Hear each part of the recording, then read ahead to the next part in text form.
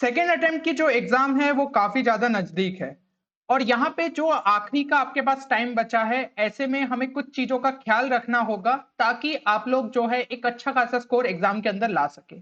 इसमें सबसे जरूरी ये हो जाता है कि लास्ट टाइम पे हम लोग फोकस करें इजी स्कोरिंग टॉपिक्स पे, ताकि हम अपने स्कोर को एक अच्छा खासा बूस्ट दे पाए।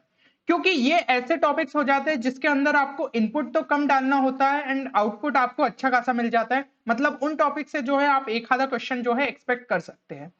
अब आप में से जिन भी स्टूडेंट्स का जो है फर्स्ट अटेम्प्ट उतना बढ़िया नहीं गया, उन्हें सेकंड अटेम्प्ट के लिए कुछ चीजों का ध्यान रखना होगा।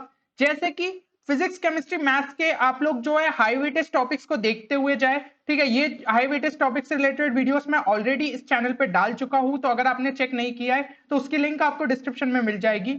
इसके अलावा इजी स्कोरिंग टॉपिक्स को करना है, जो कि हम इस वीडियो में डिस्कस करने ही वाले हैं। तीसरी चीज हो गई कि आपको जेई मेंस के जो है पीवाई क्यूज को लगाते हुए जाना चाहिए। बाकी अगर आपके पास थोड़ा टाइम कम है, आपने पीवाई क्यूज पहले नहीं लगाए, तो एटलीस्ट कम से कम जो जून अटेम्प्ट में आपके पेपर्स हुए उनके सारे क्वेश्चंस लगा ले, उतना अभी आपके पास टाइम है। और चौथी चीज है कि मॉक टेस्ट जो है वो आपको सॉल्व करके जाना है, तो कम से कम 5 से 6 मॉक टेस्ट से आप अपनी स्पीड एंड एक्यूरेसी के बारे में जो है एक प्रॉपर तरीके से एस्टिमेट कर पाएंगे। तो जो कि हम इस वीडियो में देखने वाले हैं आपके इजी स्कोरिंग टॉपिक्स, जो कि आपको हेल्प कर सकते हैं 120 मार्क्स दिलाने के लिए, उसको जो है हम आपको यहाँ पे बताते हैं। तो सबसे पहले तो हम केमिस्ट्री के बारे में डिस्कस करेंगे, ऐसे कुछ टॉपिक्स जो कि आपको 40 मार्क्स तक दिला सकते हैं आपके एग्जाम के अंदर। तो ये आपको एक डिसेंट परसेंटाइल दिला सकते हैं। इसके अलावा जितना ज्यादा आप सिलेबस कंप्लीट करके जाएंगे उतना बेटर है। तो सबसे पहला टॉपिक हमारा हो जाता है केमिकल काइनेटिक्स। इससे ये चीज देखी गई है कि आपके जो जून अटेम्प्ट में क्वेश्चन पूछे गए, हर बार जो है एक क्वेश्चन फिक्स था। और इवन जून अटेम्प्ट को छोड़ दीजिए, उससे पहले की भी अगर हम सालों में देखें तो केमिकल काइनेटिक्स से आपका एक क्वेश्चन आता ही आता है हर शिफ्ट में। इसके अंदर के कुछ टॉपिक्स जो कि इंपॉर्टेंट हो जाते हैं वो ये है कि rate of chemical reaction and the factors affecting it. साथ ही साथ order and molecularity of reaction पे जो है क्वेश्चंस पूछ लिए जाते हैं। अरेनियस थ्योरी पे क्वेश्चन रहते हैं। देन आपकी जो first order reaction, second order reaction, इसके बारे में आपको अच्छे से नॉलेज रहना चाहिए। अब यहाँ पे अगला टॉपिक की अगर हम बात करें तो वो है सॉल्यूशंस। यहाँ भी जो है ऑलमोस्ट एक क्वेश्चन हर शिफ्ट में पूछा गया था आपके जून अटेम्प्ट के अंदर। इसमें जो इंपॉर्टेंट चीजें हो जाती है वो है Raoult's law, then vapour pressure composition, जो प्लॉट्स होते हैं आइडियल और नॉन आइडियल सॉल्यूशन के लिए, वो इंपॉर्टेंट थे। Colligative properties of dilute solution highly important topic था, काफी बार क्वेश्चन इससे रिपीट हुए, तो सारी प्रॉपर्टीज को अच्छे से समझ लीजिए। देन वेंट्स ऑफ फैक्टर भी जो है वो भी इंपॉर्टेंट टॉपिक है। अब अगले टॉपिक की अगर हम बात करें तो वो है केमिकल इक्विलिब्रियम। ठीक है, ये काफी इजी है अगर हम इसको आयनिक इक्विलिब्रियम के कंपैरिजन में देखें तो इस टॉपिक को आपको ध्यान से करके जाना चाहिए, क्योंकि ऑल्टरनेट शिफ्ट्स में क्वेश्चन पूछे गए थे। तो हो सकता है कि आपकी शिफ्ट में इससे क्वेश्चन पूछ लिया जाए और वो इतना ज्यादा टफ नहीं रहेगा। तो इसके अंदर जो है आपका लॉ ऑफ केमिकल इक्विलिब्रियम हो गया, then equilibrium constants and their significance, ये इंपॉर्टेंट टॉपिक है। देन आपका फैक्टर्स अफेक्टिंग इक्विलिब्रियम कंसंट्रेशन, फिर Le Chatelier principle, then Gibbs free energy and equilibrium constant relationship. तो ये सारे जो है हमारे इंपॉर्टेंट टॉपिक है। अब यहाँ भी जो है एक क्वेश्चन आपका अल्टरनेट शिफ्ट में देखा गया था केमिकल इक्विलिब्रियम से, तो मान सकते हैं कि कभी क्वेश्चन जो है पूछ लिया जाए। रिडॉक्स रिएक्शन के बारे में अगर हम बात करें तो यहाँ से भी एक आधा क्वेश्चन आने के चांसेस रहते हैं। इसके अंदर कुछ टॉपिक्स जो कि इंपॉर्टेंट है वो है concepts of oxidation and reduction, rules for assigning oxidation number, तो कैसे हम जो है एलिमेंट्स के एक कंपाउंड के अंदर ऑक्सीडेशन नंबर जो है आइडेंटिफाई करते हैं, वो चीज आपको पता होनी चाहिए। बैलेंसिंग ऑफ रिडॉक्स रिएक्शन, तो इसके मेथड जो है वो अच्छे तरीके से क्लियर रहने चाहिए। ये काफी छोटे छोटे टॉपिक्स है, पर क्वेश्चन जो है काफी इजी पूछा जाता है, तो इनको आप अभी बचे हुए टाइम में कर सकते हैं। ऐसे देखा जाए तो केमिस्ट्री का सिलेबस बहुत ज्यादा बड़ा है, और यहाँ पे अगर कुछ टॉपिक्स पे हम प्रॉपर तरीके से फोकस कर ले तो एक अच्छे खासे नंबर बन सकते हैं। देन अगला जो टॉपिक है दैट इज सरफेस केमिस्ट्री। यहां से भी ऑलमोस्ट एक क्वेश्चन देखा गया था हर शिफ्ट में। तो इसके अंदर जो टॉपिक्स इंपॉर्टेंट है वो आपके सामने है, factors affecting adsorption of gases on solids. ठीक है, देन आइसोथर्म जो है वो रिलेटेड कभी कभी क्वेश्चन पूछ लिए जाते हैं। कैटालिसिस में आपका होमोजेनियस एंड हेट्रोजेनियस कैटलिस्ट के बारे में पता होना चाहिए, कोलॉइड्स के बारे में, मिसल्स के बारे में, then Tyndall effect and Brownian motion, suspension, emulsion और कैरेक्टरिस्टिक्स। तो ये सारे टॉपिक्स को एक बार देख लीजिएगा। एटॉमिक स्ट्रक्चर जो है अगला वो इंपॉर्टेंट टॉपिक है। यहां से एक क्वेश्चन फिक्स था हर शिफ्ट में, कभी कभी दो क्वेश्चन भी पूछ लिए जाते। तो इसमें से ज्यादातर टॉपिक्स तो आप वैसे फिजिक्स में भी पढ़ते हैं, मॉडर्न फिजिक्स के अंदर। फोटो इलेक्ट्रिक इफेक्ट हो गया, फिर Bohr model of hydrogen atom, dual nature of matter, de Broglie wavelength, Heisenberg uncertainty principle, quantum numbers हो गया। ठीक है, बाकी जो आपके प्रिंसिपल्स दिए रहते हैं वो भी जो है इंपॉर्टेंट। अब यहाँ पे जितने हमने टॉपिक्स के बारे में बात की, ये जो है लगभग इंडिपेंडेंट चैप्टर रहते हैं कि दूसरे चैप्टर से ऐसे कोई खास कनेक्टेड नहीं रहते, तो इनको अगर आप जो है सेपरेटली भी करें तो आप अच्छे तरीके से यहाँ पे मार्क्स निकाल सकते हैं।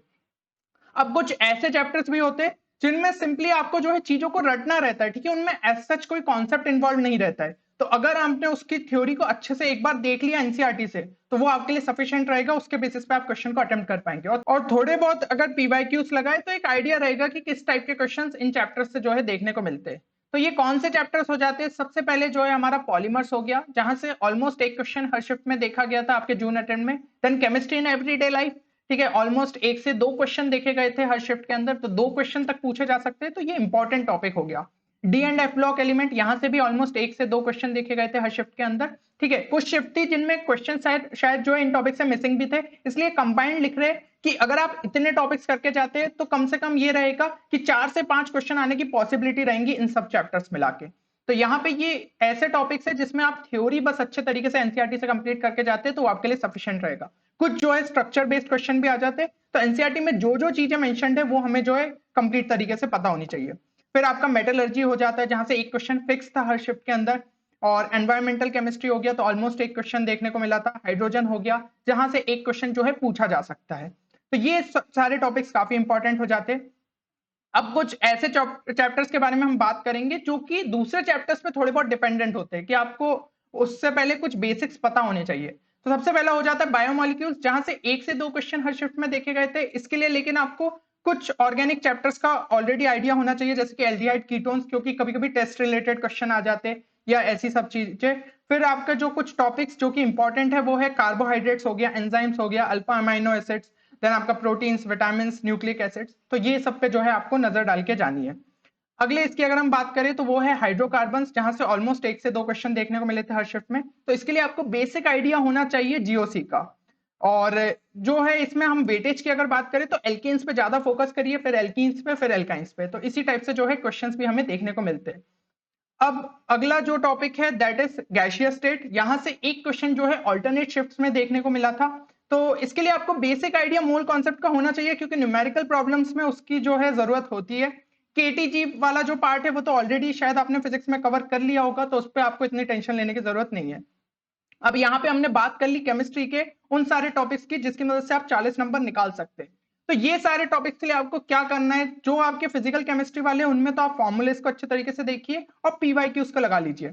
बाकी ऑर्गेनिक और इनऑर्गेनिक में आपको ये चीज करनी है कि सारे इंपॉर्टेंट स्ट्रक्चर्स, जितनी इंपॉर्टेंट रिएक्शंस दी है वो आपको अच्छे से देख लीजिए, ठीक है। और कुछ अगर इंपॉर्टेंट कॉन्सेप्ट्स है तो उन पे नजर डाल लिया, एंड देन पीवाईक्यूज को साथ ही साथ लगा लीजिए।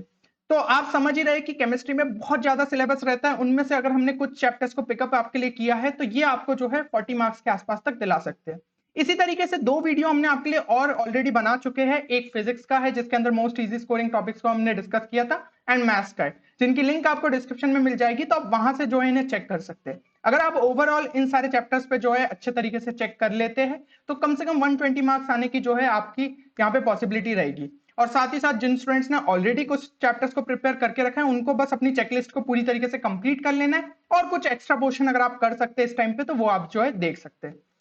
तो एक बार जो है कमेंट सेक्शन में जरूर मेंशन करिएगा कि कौन सा जो सब्जेक्ट है वो आपका स्ट्रॉन्गेस्ट है और कितने मार्क्स आप टारगेट करते हुए चल रहे हैं, क्योंकि वही जो सब्जेक्ट है वो आपको यार मेन पेपर में हेल्प करने वाला है। कभी कभी यही होता है कि एक सब्जेक्ट में बहुत अच्छे जब परसेंटाइल बन जाते हैं तो आपका ओवरऑल परसेंटाइल भी जो है वो एक अच्छा खासा बूस्ट हो जाता है। तो इस चीज को जरूर मेंशन करिएगा। चलिए मिलते हैं अगले वीडियो में, तब तक के लिए take care and good bye.